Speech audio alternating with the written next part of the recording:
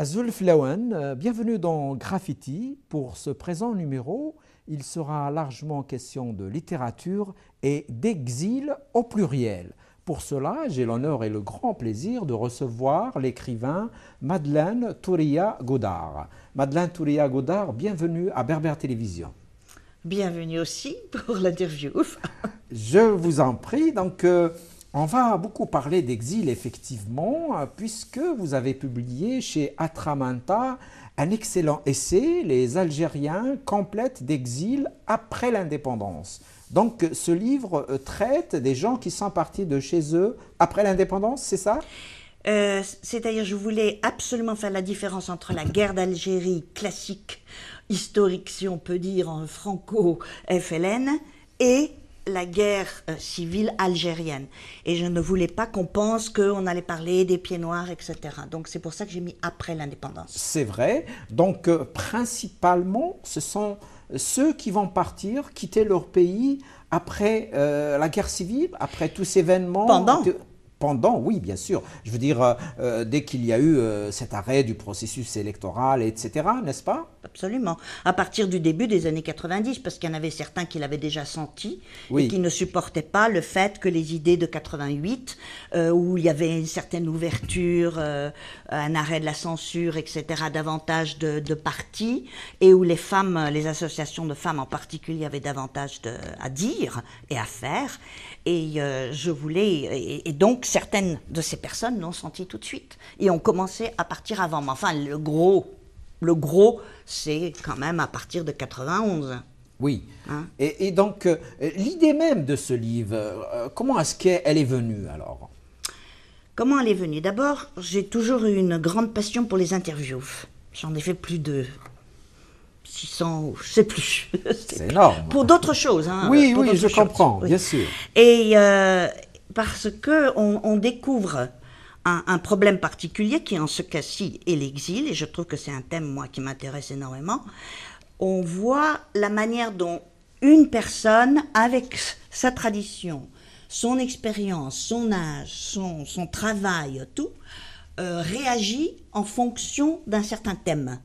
Et donc, on peut élargir le thème petit à petit, et pour moi, ça devient une histoire. Oui. Et tous ces interviews, pour moi, c'est des histoires, mais des histoires vraies. Oui. Ça, c'est la différence. Et donc, au départ, vous vous êtes dit, je fais donc un livre sur ces exils, parce qu'il y en a eu plusieurs, au fait. Hein. Et donc, vous avez choisi des gens. Comment est-ce que vous avez trouvé les gens, alors? Ah, ça, c'était les gens à interviewer. Oui, tout à fait. Très compliqué pour les Algériens. Ah oui. Oui.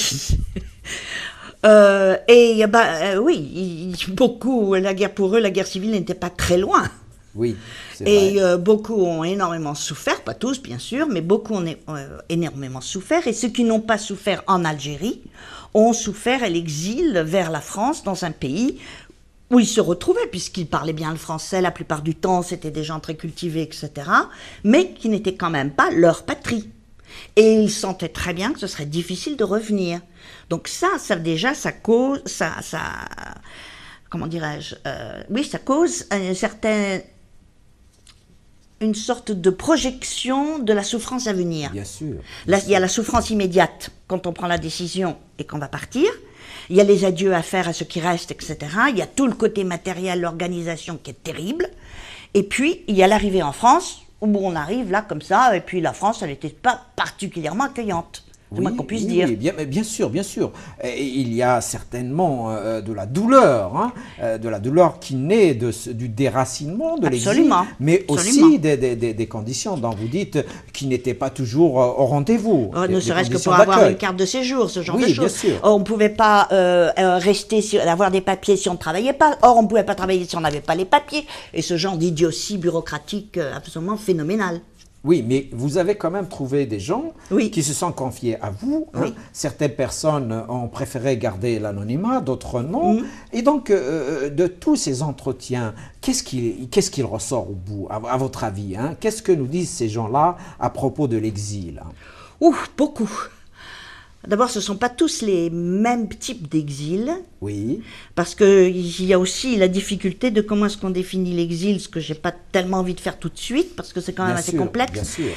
Mais il y a le sentiment d'exil, c'est-à-dire ce côté psychologique que l'on ressent quand on va s'exiler et qu'on prend soi-même la décision ou qu'on est obligé, parce que sinon, votre vie est en danger, comme ça a été le cas de beaucoup d'ailleurs. Bien sûr. Bon, et donc, on ne sait pas ce qui vous attend, et en fait, on pense toujours que ça va être mieux que ça ne l'est, mais il faut quand même dire qu'on peut le regarder que négativement, mais c'est pas tout à fait juste, parce que certaines des personnes que j'ai interviewées ont trouvé une sorte de paix, une sorte de manière de fonctionner.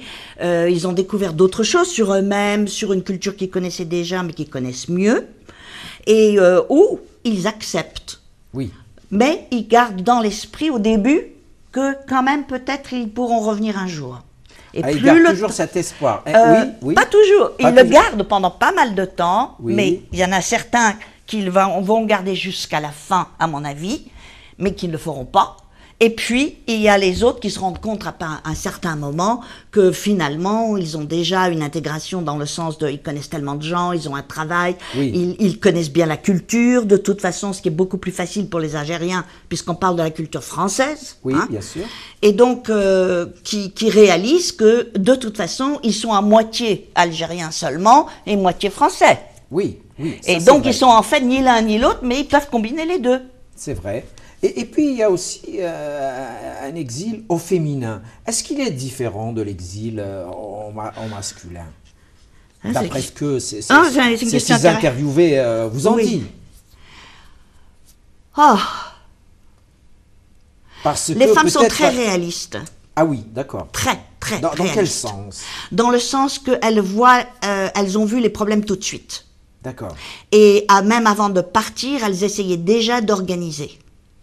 Il y a un cas particulier, mais là, c'était parce qu'elle faisait partie d'une association de femmes assez importante en Algérie, qui essayait, avant de partir, avec d'autres femmes, essayer d'avoir un réseau pour que les enfants, parce que ces familles avaient des enfants, il ne faut pas l'oublier. Bien sûr. Donc, pour que ces enfants puissent partir et puissent, par exemple, être pris en charge en France. Bien sûr. On n'allait pas les flanquer dans une grande boîte et puis voir ce que le gouvernement français allait faire plus tard. Et en fait, elles ont été beaucoup aidées par des institutrices. D'accord. Et des professeurs français. Mais qui étaient surtout des femmes. Ah d'accord, donc la solidarité féminine a fonctionné. Bah, pas tout le temps, parce qu'il y a aussi des hommes quand même, il ne faut pas non plus les dénigrer. Mais quand je parlais de l'exil au féminin, je voulais surtout parler des femmes qui venaient toutes seules, parce qu'il y avait des femmes qui sont venues en famille. Mais pour une première, parce que ce n'est pas la tradition algérienne que les femmes s'exilent toutes seules, pour plusieurs raisons. L'Algérie est une société qui reste relativement conservatrice, tout de même. Je pense, mais vous en savez plus que moi là-dessus. J'ai ma petite idée, mais quand même, vous avez parlé avec elles, donc peut-être qu'elles ont eu beaucoup plus d'appréhension, peut-être qu'elles ont souffert du qu'en dira-t-on ici et là, puisqu'elles sont seules. J'ai pas un grand échantillon, attendez, j'ai pas fait une étude statistique là, c'est pas du tout ça le propos. Mais quand même, votre livre va rester une référence, parce que depuis que l'Algérie est tombée dans ce cycle infernal de violences multiples, qui se poursuit jusqu'à aujourd'hui, d'une façon ou d'une autre, même si la violence physique a diminué, mais les incidences psychologiques et politiques restent encore valables. Donc, il y a toujours des séquelles, n'est-ce pas? Des séquelles, à mon avis, qui partiront jamais. Ah, d'accord. Parce que là, on parle des Algériens qui sont, enfin, d'un certain niveau. Et puis, il faut quand même pas oublier qu'il y a aussi les cerveaux qui ont suivi ensuite. Bien sûr. Par exemple, si on prend l'exemple dans le livre de Safia et de Samir, ceux-là, c'est un exil des cerveaux, ça. Tout à fait, oui. C'est une fuite des cerveaux, tout à fait. Et pourquoi? C'est pas parce qu'ils voulaient vraiment quitter l'Algérie, c'est qu'ils pensaient que ce qu'ils voulaient faire dans la vie ne pouvait pas le réaliser. Or, ils étaient quand même, faut pas l'oublier, dans les deux cas, dans de bonnes situations. Ce qui n'est pas le cas de tout le monde. C'est vrai. Et donc, ils pouvaient très bien vivre là-bas. Mais mais les incohérences, la bureaucratie, le fait qu'ils ne pouvaient pas se réaliser au point de vue international, et c'est le cas de beaucoup, parce que je l'ai vu, j'ai fait des recherches sur l'immigration au Québec, etc. C'est incroyable le nombre d'Algériens qu'il y a au Québec. Oui, c'est toute une élite. Hein. C'est toute une élite. L'Algérie s'est saignée, là. Hein. Ça, c'est vrai. Ça, c'est vrai. On dit qu'il y a eu au moins un demi-million de personnes. C'est énorme. Oui, enfin, 400 000, on n'est pas loin. Hein, on n'est pas loin. Vous pensez qu'il serait de l'ordre de 400 000? Bah, ça dépend si on inclut l'Angleterre. Bon, il y a la France, bien sûr. Quels sont les pays vers lesquels ils vont? Principalement la France, oui, peut-être le Canada beaucoup après. moins maintenant, c'est vrai. Le Canada, mais il y en a aussi beaucoup qui sont partis et qui partent encore dans les pays moyen-orientaux.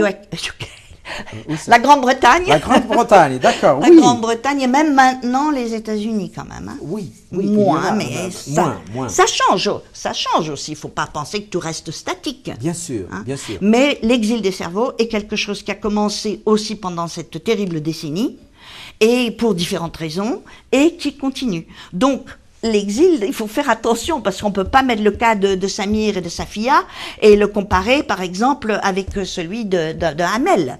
Oui, alors quelles seraient les différences alors? Non, là, j'ai pas réfléchi à tout ça. Oui, mais vous pouvez nous dire sommairement. Je veux dire, oui, Samir, c'est un sûr. informaticien, il est doué, alors, il s'en sort bien. Lui, il était dans le domaine de l'informatique. Il faut Oui. dire que l'informatique aide beaucoup quand on va s'exiler. Oui. Surtout quand on a un niveau. Bien sûr. Naturellement, bien sûr. son cas. Oui. Bon, mais lui, il est d'abord venu en France, mais ensuite il a été en Italie pour continuer sa formation. C'est vrai. Et ensuite, il est revenu en France, etc., etc. Maintenant, il est à Bruxelles. Donc, en fait, c'était déjà un cosmopolite né, si on peut dire. Et puis, Samir est kabyle. Il y a quand même une tradition quand même d'émigration kabyle. Ah oui, hein. tout à fait. Il peut utiliser aussi ses réseaux, hein, les réseaux kabyles qui peuvent l'accueillir en France, c'est vrai. n'est-ce pas? Mais vous avez constaté cela? Oui, mais il a été en Italie et il connaissait un kabyle. Ah, là, il y avait moins de kabyles. Il a eu un mois d'italien. Oui. Il parlait naturellement très bien le français, il parle toujours d'ailleurs. Oui, bien sûr. Mais il a un mois d'italien. L'anglais qu'il avait eu était à peu près aussi mauvais que l'anglais en France au début du secondaire, donc pitoyable. Oui. Et il se retrouve là-bas devant apprendre l'anglais et l'italien pour fonctionner et en même temps de faire ses études. Eh ben, en 6 mois, il fonctionnait dans les langues quand même, hein, chapeau. Ah bah, chapeau à lui. Hein, il va nous regarder certainement, on le salue. Et alors, Safia, comment est-ce qu'elle a fait? Safia, elle est restée en France, mais elle est de calibre international. D'accord. Aucun doute là-dessus. D'accord. Elle est même très connue dans son domaine. D'accord. Et son domaine, c'est lequel? C'est à voir aussi avec l'informatique et la linguistique et surtout l'intelligence artificielle. C'est des formations de pointe, l'intelligence artificielle. Oui, oui, on parle de cerveau. C'est vrai. Et Amel alors? Ça, c'est un autre cas. Oui, Amel, c'est complètement différent. Elle était dans des entreprises. Oui. À Alger, elle est algéroise, et elle travaillait pour une entreprise française. Et comme elle le dit elle-même dans son interview, c'est quasiment un accident si elle a été exilée. Mais elle a été extrêmement active. Elle était venue faire un voyage de travail et elle retournait. Et puis, on lui a interdit de revenir.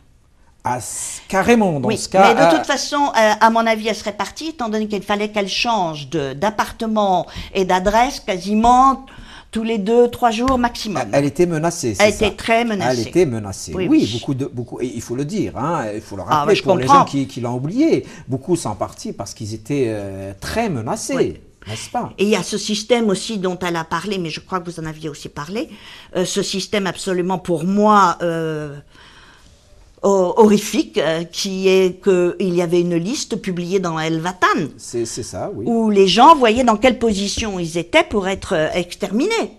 Oui. Moi, quand j'ai entendu ça, j'étais horrifiée. Oui. Bon, on vit avec ça et on entend que ses amis sont tués, etc. On va à un enterrement, comme elle le dit, le lendemain on va à un autre. C'était l'ambiance de cette époque-là. C'est un climat de terreur. Oui, c'était la terreur, ça c'est vrai. C'était la terreur. Ouais. Donc principalement... Donc elle serait partie de toute façon, à mon avis. Si elle l'avait... J'espère qu'elle aurait pu partir, mais elle aurait essayé en tout cas. Ça c'est sûr. D'accord. Et en plus de toutes ces raisons-là, est-ce qu'il y a d'autres raisons qui seraient un peu secondaires, qui ont fait partir certains? Bah, il y a des artistes. Oui. Des artistes à qui on refuse leur travail. Oui. Qui peuvent plus fonctionner. Oui. Qui ne peuvent plus s'exprimer. Oui. C'est aussi votre cas pour le journalisme. Oui. Hein? Je ne sais pas, oui, pour la littérature aussi, parce que les livres, quand même, que vous écriviez quand même déjà, à l'époque, pas autant que maintenant, mais quand même. Donc, on a la bouche cousue. Et vivre avec la bouche cousue quand on est quelqu'un d'indépendant, quelqu'un d'intelligent, quelqu'un qui croit en certaines choses et veut faire certaines choses, c'est ce que moi j'appelle l'exil intérieur. Oui, l'exil intérieur, ça existe aussi. Est-ce que c'est particulier à l'Algérie, l'exil intérieur? Non, bien sûr que non, bien sûr que non. N'est-ce pas? L'exil, c'est un phénomène malheureusement généralisé, qu'on retrouve partout. On n'a qu'à regarder ce qui se passe en Afrique. Oui. Et tous les personnes qui le quittent. Oui, en Afrique aujourd'hui, au Moyen-Orient, les Syriens, les Irakiens vivent une tragédie, carrément. Oui. Ils sont nettement plus nombreux que les Algériens à partir. Il est vrai que la violence en Syrie est nettement plus grande. Oh, à côté, c'était quasiment nounours en Algérie, quoi. Pas tant que ça, quand même. Il y a eu beaucoup de morts. Hein. Il y a eu 200 000 morts. Hein. Les journalistes, il y a eu au moins 70 journalistes qui ont été assassinés. Oui, enfin, le chiffre n'est pas très connu, mais enfin, c'est dans ces eaux-là. Oui, c'est dans ces eaux-là. Vous savez, les chiffres, on peut toujours les contester, bien sûr. Ça dépend de quel bord nous sommes. Puis ça dépend si on a eu le temps aussi. Oui, de trouver ce qu'il fallait. Oui. Ça, c'est des moyennes, peut-être qu'il y en a plus, peut-être qu'il y en a eu moins aussi. Oui, mais enfin, moi, je fais un paquet général, c'est-à-dire que là-dedans, il y a les journalistes, il y a les écrivains, il y a les artistes dans le sens manuel, visuel, tout ce qu'on veut. Il y a naturellement les médecins, il ne faut pas les oublier. Bien sûr, parce que ceux-là, on leur tirait dessus comme n'importe quoi. Oui, les enseignants de langue française. Voilà, et on peut continuer comme ça. Hein. Ça, c'est vrai. Ça, c'est vrai. Donc, c'est très, très, très gros comme masse. Alors, naturellement, je n'allais pas interviewer un exemple de chaque. De toute façon, ce n'était pas le propos. Bien sûr. En tout cas, je vais me répéter, votre livre est déjà une référence parce qu'il n'y a pas eu beaucoup d'écrits de ce genre. Vous-même, vous avez certainement fait des recherches. Est-ce que vous avez trouvé des textes qui vous ont aidé dans ce travail-là? Des thèses, non. Mais l'exil peut être regardé de différentes manières. Bon, moi, je ne suis pas tellement penchée, je ne penche pas tellement vers la philosophie. Oui. Donc ça m'aide pas beaucoup parce que j'ai une sorte de Bon. Oui, d'accord. Par contre, la sociologie, oui. Il y a aussi quand même de la littérature sur le traumatisme de l'exil. Ça, oui. Et d'ailleurs, dans le livre, il y a un dialogue où deux professionnels qui se connaissent d'ailleurs et qui ont dans leur pratique des gens, mais qui, c'est pas seulement les Algériens là, il y a aussi les Français d'Algérie, entre parenthèses, les militaires, il y a de tout, mais qui ont plusieurs exemples dans leur entourage. Voilà, et qui traitent, je veux dire, des personnes qui ont subi ces traumatismes de la guerre, des harkis en particulier. Ou des enfants de harkis, il ne faut pas les oublier, c'est encore plus terrible. Oui, bien sûr. Hein. Donc, alors, deuxième, troisième génération, on pense que c'est terminé avec la première, c'est pas vrai. Est-ce que dans les médias, ce sujet, je parle des médias français et des médias algériens, est-ce que c'est un sujet qui est assez traité? Non, bien sûr que non. Bien sûr que non. C'est ce que je voulais dire. Quand je dis que votre livre devient automatiquement une référence, je suis sûr que beaucoup de chercheurs vont l'utiliser dans leurs travaux. J'espère bien. Mais il faut dire aussi que mon approche, bien que j'ai eu une formation universitaire, j'ai résolument pas voulu faire une étude universitaire. D'accord. J'ai voulu, bien sûr, j'ai utilisé des sources, j'ai beaucoup lu, etc., bien entendu. Et puis bon, on a une certaine formation de toute façon dans sa tête, on n'y échappe pas. De toute façon, vous situez, grâce au portrait, la situation de chacun d'eux, qui recoupe l'histoire du pays, de la région, bien sûr. Donc je les mêle les uns aux autres, et chacun a une histoire qui est différente, mais si on regarde d'en haut, on trouve que en fait, ils ont presque tous des histoires communes. Et effectivement, par exemple, dans tous les portraits, on retrouve ce marasme lié aussi au système politique, à la situation du pays, pas seulement à la situation de guerre civile. on a l'impression que certains avaient déjà cette option dans leur tête. Ah là, vous parlez des derniers. Oui. Oui, moi je pensais à la période guerre civile. Bon, là, oui, il faut quand même aller à presque une décennie plus loin, alors. Bien sûr, d'accord. Bien sûr. Oui, là, oui. Ben, c'est-à-dire qu'on a l'espoir qu'après la guerre, c'est votre cas d'ailleurs, et pas vous uniquement, hein, que les choses vont avancer, que au point de vue politique, social, etc., on va faire des progrès. Bon, et puis on se rend compte qu'au contraire, on est en train de s'installer de plus en plus dans un marasme dont on ne sait même pas comment on va sortir. Voilà. Et qu'en plus, les gens qui veulent aider pour sortir de ce marasme, ou on les emprisonne, ou leur arrive des trucs bizarres, ou ils doivent s'exiler. Voilà. Bon, alors on se dit où est la solution ? Oui, donc la solution, elle n'est pas toujours évidente pour eux et même pour l'observateur extérieur, mais entre cet exil de ces gens-là et l'exil des gens qui sont partis d'Algérie après son indépendance, est-ce qu'il y a quelques similitudes? Bien sûr, il y a toujours le fait qu'on est à la fois on est dans un monde qu'on a construit ailleurs, qui la plupart du temps peuvent vous convenir, mais là, il ne faut pas dire que ça va bien à tout le monde non plus, parce que ce serait vraiment trop optimiste. Hein. Oui. Bon, mais en même temps, où on peut trouver sa place, et il y a aussi d'où on vient, et ça compte pour la plupart des gens, c'est vrai. D'où on vient avec des associations, par exemple, de lumière, des associations de différentes couleurs, de différents types de paysages. Les odeurs sont particulièrement importantes. Je le dis parce que j'ai fait aussi des interviews de harkis et des interviews de pieds noirs. Oui. Et c'est la même chose. Oui. Et ça, c'est le phénomène général. Bien sûr, bien sûr. Et donc, ce manque, il y a un manque qui reste. Il y a quelque chose... et à un moment donné, quelqu'un m'avait dit « J'ai comme un vide à l'intérieur de moi alors que je me sens assez heureuse. » Et je ne le comprends pas. Bah oui. Ah, c'est incroyable. Bah oui, mais c'est très profond quand même. Hein. C'était bien vu. C'est bien vu, bien sûr. Certains pieds noirs qui sont partis à l'âge de l'enfance gardent toujours les parfums, les souvenirs, les bruits. Voilà, oui, les bruits aussi. Mais je pense que les odeurs, c'est un royaume en soi. Oui, bien sûr. Et certains n'ont pas voulu retourner, même s'ils avaient la possibilité, dans l'espoir de garder ce territoire un peu paradisiaque qu'ils ne voulaient pas détruire par la réalité, hein, s'ils repartaient tout de suite. Là, vous parlez surtout des pieds noirs. Oui, hein. je parle des pieds noirs. Oui, d'accord. Oui, ça c'est vrai. Parce que de toute façon, leur imaginaire, c'est uniquement de l'imaginaire. L'Algérie qu'ils ont dans leur tête n'est plus là. Oui. Et je vais donner un exemple personnel qui est un petit peu méchant peut-être, mais j'ai un côté de la famille qui est pied noir et qui m'en a voulu beaucoup.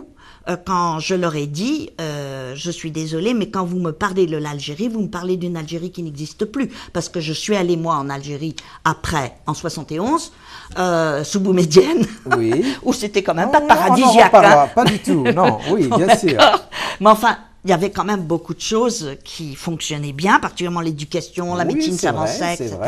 Il n'y avait pas le degré de pauvreté qu'on a maintenant. Eh bien, je n'ai pas l'Algérie dont vous me parlez, je ne l'ai pas retrouvée. Hein.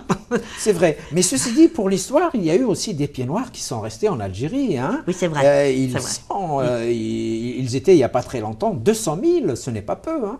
Ah, on n'en parle pas beaucoup, mais ils sont 200 000. 200 000, c'est déjà beaucoup, quand même, je trouve. Bon, beaucoup sont, il y a eu beaucoup plus qui sont restés, mais avec le temps aussi, et ils étaient eux aussi obligés de s'exiler, et certains se sont exilés aussi après justement le début de cette guerre civile. J'en ai interviewé un dont la famille, pendant la guerre d'Algérie, la moitié de la famille était pro-OAS et l'autre était pro-FLN. Eh ben voilà. Ça, c'est une histoire à écrire, un roman là, hein, franchement, oui, entre parenthèses. C'est vrai. Bon, mais il y en a un qui a décidé de rester. Et il est resté, et il était absolument convaincu, quelqu'un de très très bien d'ailleurs, et il m'a dit, mais j'étais obligé de partir parce que tous mes amis, dans le culturel, dans le social, etc., commençaient à devenir, à prier, à s'habiller d'une certaine manière, etc., et moi j'étais là comme un cheveu sur la soupe. Oui, mais il y a eu des gens qui sont restés jusqu'au bout. Je connais personnellement une femme qui avait un café et qui n'est jamais venue en France. Et son entourage lui disait d'aller en France, mais elle a toujours dit, mais la France, moi je ne connais pas la France, je n'ai jamais été en France. Mon pays, c'est l'Algérie. Bien sûr. Elle est morte et elle a été enterrée et les gens gardent d'elle un très très bon souvenir. Donc, mais il y a toujours des exceptions. Voilà, toujours. Voilà. Ça c'est vrai. Et vous alors, donc, dans Algérie complète d'exil après l'indépendance, je rappelle, qui est publié chez Atramentat, qu'on peut donc avoir par Internet, n'est-ce pas? C'est un e-book, il faut le dire tout de suite. Oui, parce que ça présente aussi son lot de difficultés. Oui, c'est une difficulté comme une autre, mais ça a des avantages aussi. Oui, c'est vrai. Alors, pour l'instant, ce livre, quels échos il a eu auprès de ceux qui l'ont lu aujourd'hui? D'abord, il faut dire que c'est pas une horde qui s'est précipitée quand même. Hein. Et pourtant, ça vaut le détour. Hein. Moi, je le dis. Ça fait plaisir de l'entendre. Mais les personnes qui m'ont dit ce qu'elles pensaient, c'est contradictoire. Oui. C'est-à-dire qu'il y en a qui voient comme, oui, mais c'est un échantillon qui est quand même très restreint, etc. Je lui dis, mais alors, autre étude. Voilà. Parce que moi, c'était pas mon propos. Voilà. Voilà. Et puis, il y a ceux qui disent, mon Dieu, mais c'est incroyable ce qu'ils ont connu, etc. Et puis qui s'attachent à certains personnages. C'est ça qui est intéressant. Par exemple, la Française Mario Kabyle, qui commence la série, et qui est partie, elle a bien fait, en 92. Non, je me trompe, 90. Oui. C'est pas très loin, c'est pas très loin. Oui, mais et qui avait commencé à sentir tous ses problèmes et à être agressée et qui avait peur pour ses enfants, etc. Eh bien, elle a passionné certains lecteurs. Parce que d'abord, elle dit exactement ce qu'elle pense, mais il faut dire une chose, et ça m'a beaucoup frappé, c'est ça que j'aime dans ce genre d'interview. Les gens qui ont parlé me disaient vraiment ce qu'ils ressentaient. Voilà. Il n'y avait pas de paraître. Il n'y avait pas de je laisse tomber des pans complètement, etc. On pouvait dire je préfère ne pas parler de ça, ou c'est trop douloureux pour moi, ce que je respecte absolument, mais il n'y avait pas de camouflage. En tout cas, votre vous vous rendez compte ce que c'est quand même pour quelqu'un qui travaille avec des gens comme ça, qui échange avec des gens comme ça, quoique je me mets en retrait pendant l'interview naturellement, mais qui après travaille un matériau où on sent qu'il y a une vérité. C'est passionnant. C'est passionnant, il y a même beaucoup de vérité. On fait juste une petite pause et on revient au débat.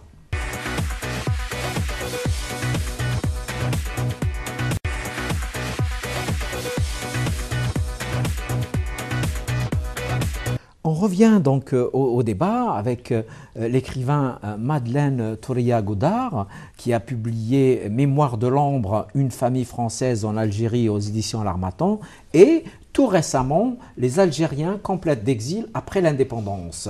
Donc Madeleine Touria-Godard, l'exil c'est aussi de la douleur, c'est aussi des mots, les mots de l'exil. MAUX, oui, en fait, oui, c'est vrai. D'ailleurs, c'est assez amusant parce qu'il y a MOTS et MAUX. Mais si on ne passe pas par le premier, le deuxième ne peut pas être aidé. C'est vrai. Et c'est le problème de gens qui sont traumatisés par l'exil ou la guerre, parce que la guerre, c'est un exil aussi, il ne faut quand même pas l'oublier. La violence, c'est un exil aussi. Ça, j'y tiens beaucoup. Eh bien, ces gens-là, tant qu'ils ne seront pas prêts à mettre en mots ce qu'ils ressentent avec la plupart du temps maintenant, quand le temps passe avec une aide intelligente, professionnelle, à le mettre en mots, ces gens-là n'avanceront pas. D'accord. Et ça fait mal au cœur de penser qu'il y a un tel nombre de personnes qui ne peuvent pas avancer, qui sont figées dans une période et qui ne peuvent plus avancer. Oui, mais quelle est la solution alors pour ces gens-là? Ben c'est ce que je dis, qu'ils arrivent à trouver des gens avec qui ils puissent parler, de préférence des professionnels naturellement, mais même si on peut pas avoir des professionnels, j'ai eu des harkis, des familles de harkis qui, Dieu sait qu'elles ont souffert, et des militaires. Des militaires qui ont pris part à la guerre d'Algérie, qui à mon avis sont traumatisés à vie. Ça c'est sûr. À vie. Eh bien, ces gens-là, le fait qu'ils m'ont parlé, ils pleuraient, mais ils voulaient continuer. Moi, quand je disais c'est trop, vraiment, je ne veux pas imposer à cela, etc. Non, ça me fait du bien. Ah, voilà. Ça me fait du bien. Bon, moi je suis pas formée pour ça, faut pas croire. Oui. Du tout. Mais en même temps, je voyais ce qu'il voulait dire. Donc, au bout d'un moment, les gens pouvaient pleurer, sangloter, et puis s'essuyer, etc. Et puis on continuait, et puis voilà. Oui. En fait, d'une façon ou d'une autre, vous les aidiez. Hein? C'était eux qui s'aidaient. Oui, mais à travers vous. Non, mais j'étais pas là. Moi, j'étais pas leur thérapeute. Oui. Mais eux prenaient. En fait, c'est pourquoi ils étaient d'accord pour parler avec moi. À mon avis, c'est qu'ils sentaient en eux-mêmes qu'il y avait des tas de choses à dire. Voilà. Et qu'ils ne les avaient pas encore dites. Parce qu'il n'y a pas une seule personne interviewée. Ils voulaient que ça sorte d'eux, c'est ça? Je pense qu'il y avait quelque chose en eux qui les poussait à vouloir parler. Me demandez pas exactement ce qui se passait parce que je ne leur ai pas demandé pour commencer. Mais d'autre part, il faut quand même penser que chacun, dans tous les groupes, m'ont dit toujours la même chose. Je n'ai jamais dit cela avant. Ah d'accord. Jamais. Voilà. Mais ça, c'est étonnant quand même. Bien sûr que c'est étonnant. Vous parliez tout à l'heure des militaires. Petit rappel, il y a eu aussi des policiers, des militaires, des gens des services de sécurité algériens qui ont fui après 92. C'est vrai, c'est vrai. Voilà, ils voulaient pas eux aussi cautionner un peu ce que faisait le régime militaire. Oui. Là, il y a une similitude totale avec les gens qui ont déserté de l'armée française, n'est-ce pas? Oui, tout à fait. Et puis moi, je parle pas uniquement des déserteurs, mais j'ai par exemple interviewé un militaire qui était pied noir et qui a été mis dans une harka. Ah oui. Et qui a fonctionné dans une harka. Et quand, au moment où les Français ont quitté l'Algérie, De Gaulle avait ces fameux termes que je ne peux plus citer maintenant, mais qui ont à voir, qu'est-ce qu'ils ont à voir à faire avec nous, on n'en veut pas en France, quoi. C'était grosso modo ce qu'il disait en termes plus choisis.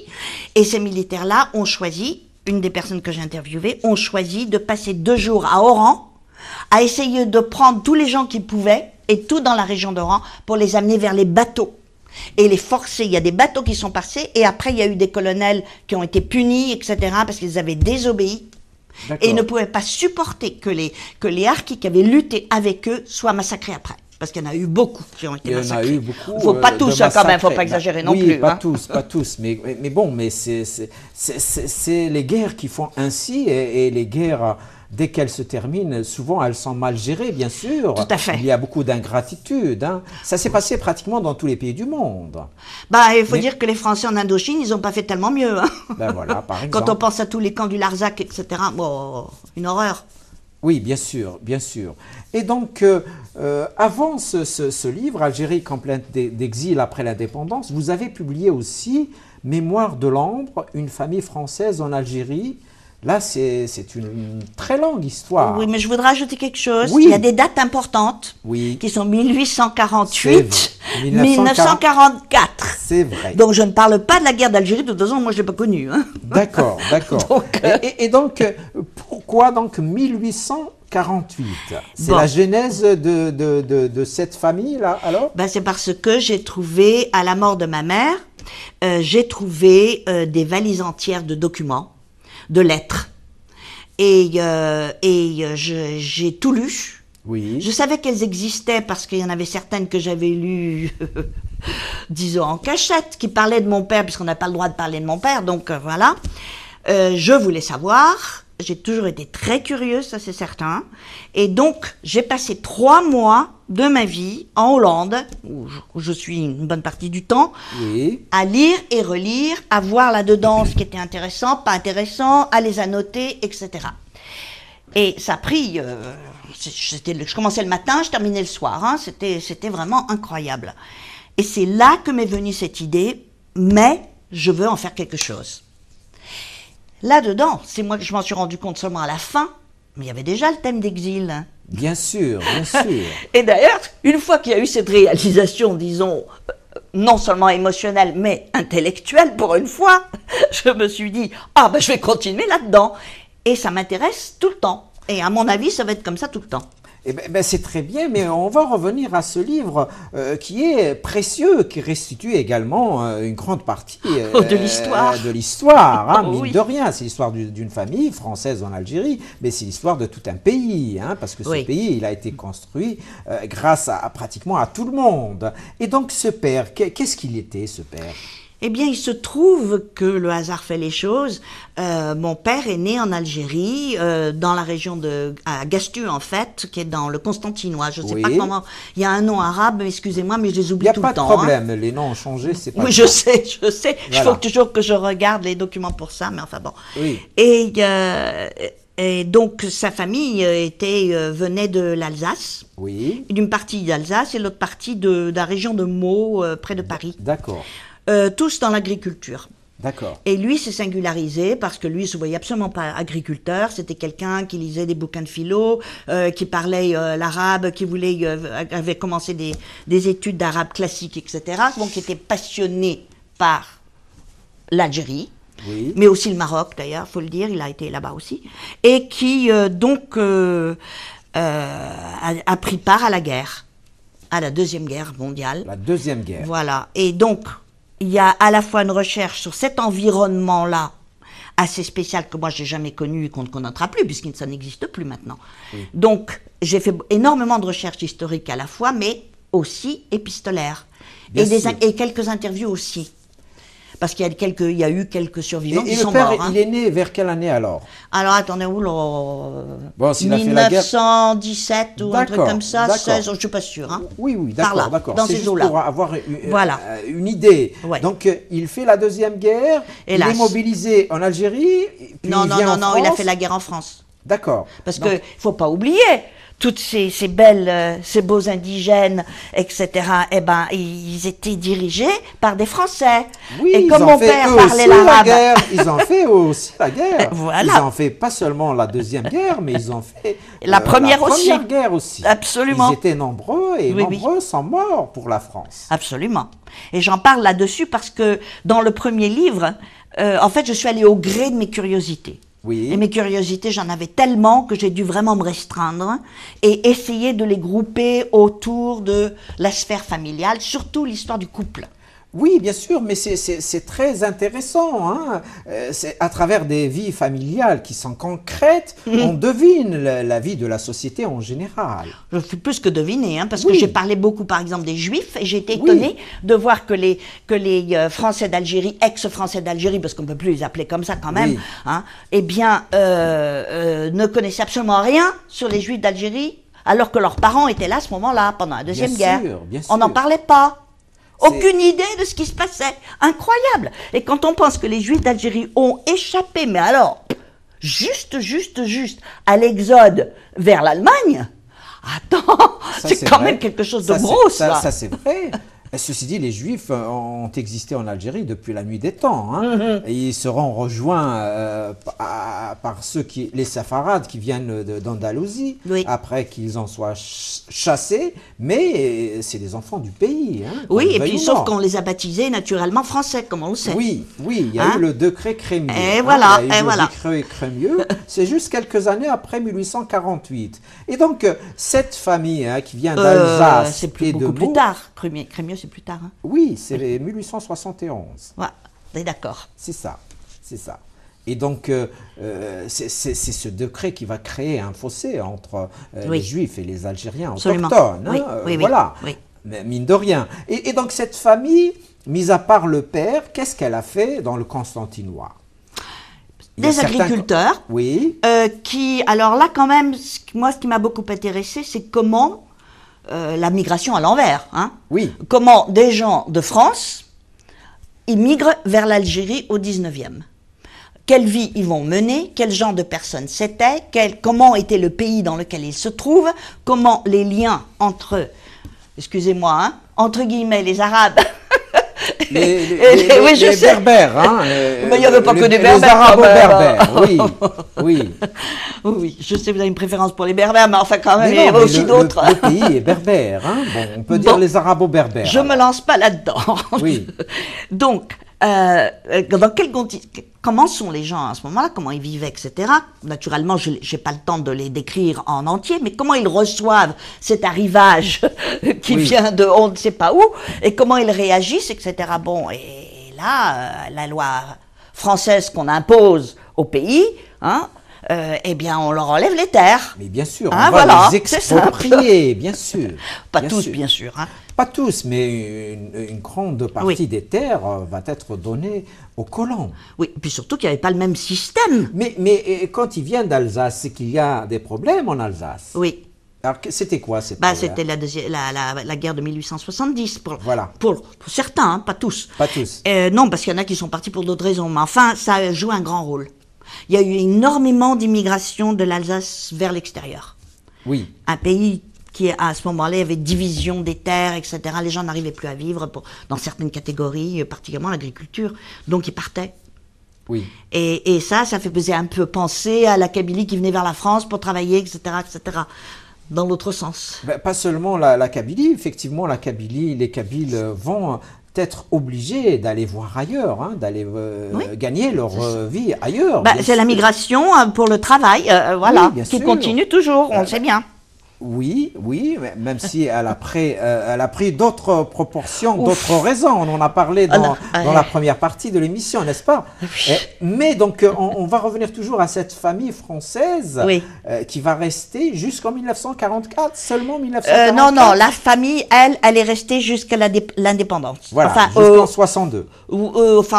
La plupart sont partis juste avant, dans les mois avant ou pendant, enfin, voilà. Et puis, j'ai peu de contact avec la plupart, donc je les ai pas interviewés. Mais enfin, ceux que je connais, c'est à peu près cette période-là. Eux sont des gens qui ont des difficultés à s'adapter en France, qui ont, eux, connu les mêmes problèmes qu'ont eu les Algériens quand ils se sont exilés pour venir en France pendant la guerre civile. Ça se recoupe, hein. Ça se recoupe. Oui. Sauf que les Français ont eu beaucoup plus d'aide. Au début, il n'y avait pas grand-chose, mais après un certain temps, il y a eu quand même pas mal d'aide pour les faire démarrer de nouveau. Et de ce point de vue-là, les Français revenant d'Algérie ont quand même... enfin, ça a été moins dur pour eux, si j'ose dire ça, hein, parce que c'était dur de toute façon, que pour ces Algériens qui ont dû s'expatrier dans des conditions terribles. Ça a été largement moins dur que les Harkis, bien sûr. Ah, ça, les Harkis, c'est pour moi des exilés à vie, dans le pire sens du mot exil. Pourquoi accepté par personne. Ah, d'accord. C'est dans ce sens-là. Voilà. Oui. Les parents qui sont partis ne peuvent pas revenir en Algérie, alors qu'ils veulent y aller. Certains que j'ai interviewés, ont essayé de le faire, ont été pris et minus. Ils ont vraiment eu un très très mauvais moment, renvoyés vers la France. Donc, ceux-là qui voulaient rentrer, pas moyen. La famille était là. Ensuite, la famille meurt. On ne peut même pas leur dire adieu. On ne peut pas être là pour les funérailles, ce qui est très important dans leur culture, naturellement. Oui. Bon, il y a ça. Et puis, dans quelles conditions les accepter en France? Moi, j'ai été voir ces camps. J'ai eu des tas de descriptions et des enfants qui ont fait leurs études dans ces camps. Vous avez été en quelle année? Quand? Pour les camps de Harki, vous les avez... France? Oui, en France. Ah oui, vous les avez vus en quelle année? J'ai commencé si vous vous rappelez un petit peu. Oui, oh là là... Je veux dire, il y a 10 ans, il y a 20 ans, parce que... Oh non, ça fait pas encore 10 ans. D'accord, non. D'accord. Mais c'est juste pour la visite des camps, la plupart des camps ont disparu. Hein. C'est ce que je voulais dire. Mais dans leur mémoire, j'ai même vu des photos, dans leur mémoire, c'est à vie, ça. Hein. C'est à vie, oui, et aussi bien pour la deuxième génération, aucun problème, c'est la même chose. Ça, c'est terrible. Et il y en a plein dans le sud de la France. Hein. Oui, les Espagnols qui ont fui Franco ont eu le même sort en France. Oui. Hein. Ils ont été longtemps dans des camps. Oui. Voilà, donc c'est une histoire universelle, c'est un peu ce qui se dégage dans votre travail, dans tous les livres. Hein. Je veux dire, vous nous montrez que toutes ces douleurs humaines sont un peu partagées ici et là. L'exil, c'est un phénomène humain. Voilà. C'est un phénomène humain. Mais les conditions d'exil ne sont pas les mêmes. Oui. Qu'est-ce qui cause l'exil? Qui est exilé? Où s'exile-t-il, etc. Comment est-il reçu dans ce pays? Ça, c'est pas la même chose. Ce n'est pas la même chose. Je vais revenir à votre père, donc, qui fait la guerre. Il termine la guerre comment? Il meurt. Il meurt, paix à son âme. Donc il meurt au combat. Ah non, c'est pas aussi romantique que ça. Non, mais c'est pas ça. n'empêche c'était le seul Européen, puisque lui, il était bilingue, enfin trilingue. Oui. Et donc, il dirigeait un bataillon qui était algérien. Hein, la plupart analphabètes. Et le soir, d'ailleurs, ils lisaient le Coran tous ensemble et ils leur expliquaient le Coran. Ça m'a toujours amusé beaucoup. Bon, ça aussi, c'était un sujet de roman, là. Oui, tout à fait. Mais il avait traduit une partie du Coran. Enfin, bon, passons. D'accord. Et donc, il a attrapé la tuberculose pendant le front.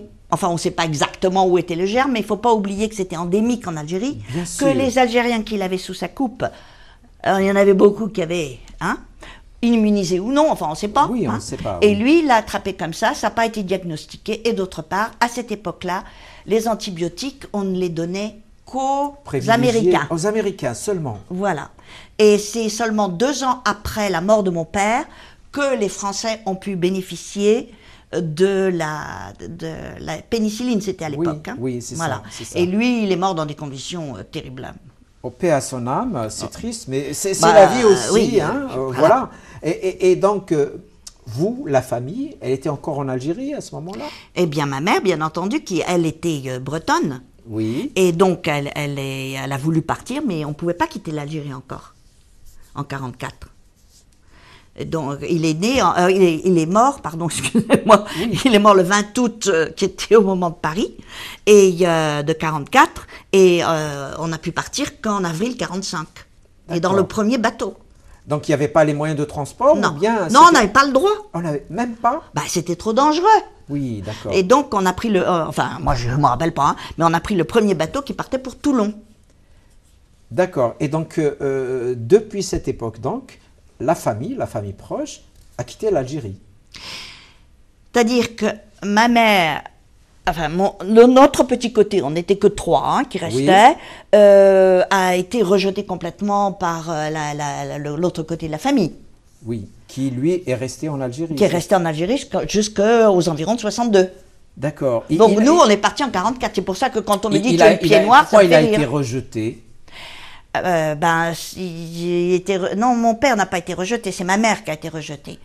D'abord parce qu'elle était socialiste, SFIO à l'époque, que d'autre part, elle venait de la métropole, j'adore ce terme, et puis aussi parce que elle croyait beaucoup elle était très intéressée par la culture arabe, elle essayait d'apprendre l'arabe, ce genre de choses, et elle était en fait... D'abord, elle était antipétiniste. Elle était antipétiniste. Faut le dire aussi, ça j'avais oublié. Oui, c'est parce que l'autre côté de la famille, il y avait eu des Roland ici ou là. Pas tout le monde, pas tout le monde, mais il y a eu quelques Roland qui sont restés sous le manteau. Voilà. Ça existait dans toute l'Algérie à ce moment-là. Oui, mais tout le monde n'a pas été. Avant le débarquement des Américains. Absolument. C'était un peu la tendance. On avait fait des misères, entre autres, aux Juifs, à cette époque-là, bien sûr. C'était une horreur. Vraiment une horreur. Mais enfin, bon, donc, nous, on est reparti en France. Pour ma mère, c'était un exil. Pour nous, non. Voilà. Oui, mais parce que vous le sentiez pas à cette époque-là. Il est trop petit. Oui. Bien sûr, on a été chamboulé, mais enfin, je veux dire, quand on est petit comme ça, on se rend pas compte de ce qu'on quitte, etc. Ce qui était important pour moi, c'était le fait que notre père n'était pas avec nous. Ben oui. Et c'est ça qui m'a donné l'idée de chercher qu'est-ce qui lui est arrivé à celui-là. Et quand est-ce que vous allez le comprendre alors? Je l'ai déjà compris depuis un bon moment, là. Tout de suite? Non, en faisant mes recherches. Oui, maintenant vous le comprenez. Je veux dire, dans l'histoire, vous êtes enfant, vous arrivez en France, le papa il n'est pas là, vous vous posez des questions. Et qui va vous apporter la réponse? Personne. Personne. Personne n'a le droit de parler. Ah d'accord. Personne. Et donc vous serez obligé d'aller chercher par vous-même? Ben voilà. À ma retraite. Juste avant de prendre ma retraite, je me dis, je vais faire un livre.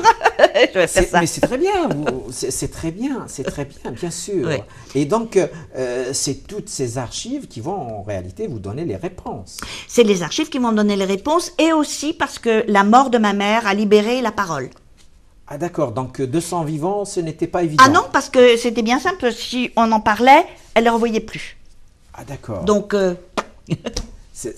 pour elle, c'était encore la douleur, au fait. Ah, bah oui, c'était... On parlait des mots MAUX. Oui, c'est ça, C'est ça? Absolument. En fait, elle a traîné cette douleur toute sa vie. Oui, quoi. oui. Et elle ne pouvait pas en parler, en fait.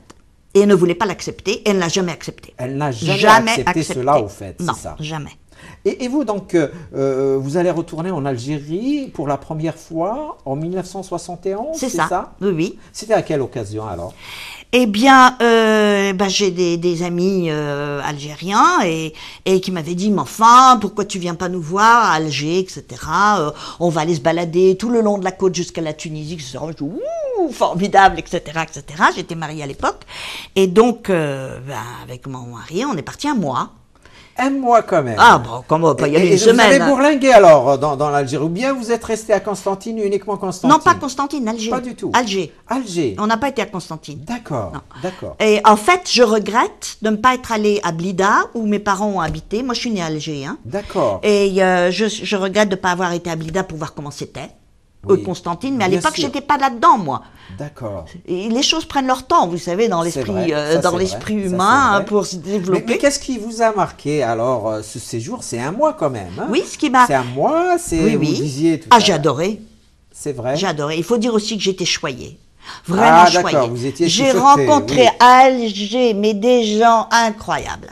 Incroyables. Et il n'y avait pas que des Berbères. Hein. Oui, bien sûr. Oui. Il n'y a pas que les Berbères. Mais bien sûr. ils nous faisaient, je sais pas, ils nous ont donné des concerts privés, des petits banquets privés. Ils nous emmenaient dans des endroits absolument idylliques, etc. Mais on a été choyés, c'était pas croyable.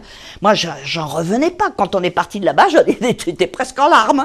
Au-delà de toutes ces belles choses, est-ce que vous avez trouvé Alger une ville qui est belle, qui a un attrait, qui a un charme?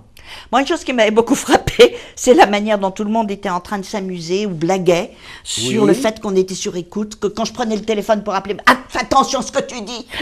Ah, c'est l'époque du colonel Boumedienne. Boumedienne, il blaguait pas, lui. Oui. Non. Mais on vous a pas embêté pour cela. Ah non. De toute façon, attendez, j'étais pas algérienne, donc il pouvait rien me faire. Bah si, il pouvait, mais... Non, bon. mais je ne faisais rien contre le pays, je veux dire, qu'il puisse considérer. Mais enfin, non, j'ai trouvé que c'était un pays qui m'a vraiment convaincue. Puis alors surtout, j'étais totalement étonnée de voir que, en tant que Française à l'époque, personne ne me considérait comme une ex-ennemie. 71, c'est pas très loin de l'indépendance. Oui. Et je me disais, mais ces gens, c'est pas croyable. Oui, en Afrique du Nord, en général, les gens ne sont pas rancuniers. Hein. Oui, mais attends, là, on parle pas de petites choses, hein, quand même. Oui, mais cela, c'est passé. Hein. Vous connaissez le Maroc aussi, c'est la même chose, n'est-ce pas? Oui, c'est vrai. Oui, mais c'était un protectorat, c'était pas pareil. Oui, c'est pas pareil, il n'y a pas eu une guerre. Non, il n'y a pas eu une guerre de libération, ça c'est Il y a vrai. eu des émeutes, moi j'étais là-dedans, moi. J'ai connu les émeutes, les bombes et tout ce qu'on veut là-bas. C'était où? C'était à Rabat. C'était à Rabat, c'était vers quelle année? Au moment de l'indépendance. Ah d'accord. Oui. Et donc ça a tenu dans le temps ou bien c'était juste épisodique? Ces mouvements-là? C'était juste avant que la France décide qu'on allait enlever le protectorat. Voilà. Ils avaient intérêt d'ailleurs. Donc ils ont bien fait, croyant rester peut-être très longtemps en Algérie, n'est-ce pas? Je parle du Maroc. Oui, je veux dire la décision française de se séparer un peu du Maroc et de la Tunisie. Oui, mais bon, on va pas rigoler en disant que l'Algérie c'était française quand même. Pas maintenant, on peut pas dire ça. Mais c'était dans les esprits à l'époque, c'est vrai. Voilà. C'est là qu'on voit le passage de l'histoire. C'est ce que je voulais dire. Oui, c'est et vrai. vous, aujourd'hui, vous êtes dans plusieurs pays, vous êtes un peu en Angleterre, un peu en Hollande, un peu en France. Oui. Vous êtes une femme du monde. J'ai toujours beaucoup aimé d'être dans d'autres cultures et je m'adapte très vite. Et il ne faut pas oublier que j'ai en fait moins vécu en France. D'accord. Mais je me suis adaptée parce que d'accord. Maintenant... Vous avez plus vécu où alors? En Hollande? Oui, en Hollande principalement, oui. Oui, sauf qu'on additionne les autres aussi. Bon, bien sûr, c'est surtout en Hollande, effectivement, oui. Où je devais rester un an, et puis maintenant on est près de 55. Ah bah c'est très bien alors, c'est très bien, hein. Ça se passe très bien. Oui, mais je ne suis pas tout le temps. D'accord. Et c'est ça le plaisir, c'est ne pas être toujours dans le même endroit, coin. mais de le connaître très bien. Oui, c'est un avantage, effectivement. Malheureusement, on arrive au bout de l'émission. Eh bien, oui. Peut-être qu'on a oublié quelque chose, Madeleine Touria Godard, ou bien un dernier mot. Moi, je n'ai pas de dernier mot. Simplement, je dirais aux gens qui ont bien voulu se confier à moi que j'ai été très touchée. Très touchée. Eh bien, j'espère qu'ils vont nous voir, ces gens-là. Nous leur disons merci donc, de s'être confiés à vous. Et moi, je vous dis merci d'être venus dans le graffiti et bonne continuation. Merci. Je vous en prie. Vous aussi, mes amis, merci de nous avoir regardés. Portez-vous bien. Prenez soin de vous. Au revoir.